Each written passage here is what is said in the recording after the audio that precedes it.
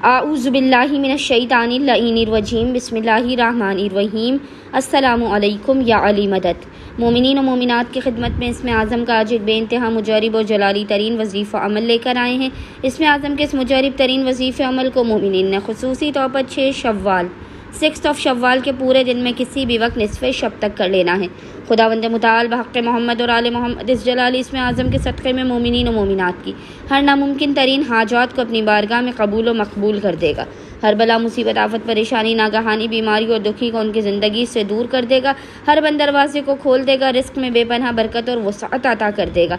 बस मोमिनीन ने करना यह है कि 6 शव्वाल के पूरे दिन में निसफ़ शब तक जब भी आपको फ़ुर्सत के लम्हात मिले आपने बावुज़ू होना है और बावुज़ू होने के बाद आपने किबला रुख बैठकर मोहम्मद और आले मोहम्मद पर अव्वल व आखिर 3 मरतबा 3 टाइम्स दुरूद भेजने के दरमियान में एक तस्बीह 100 टाइम्स 100 मरतबा इस जलाली ज़िक्र की तिलावत करनी है।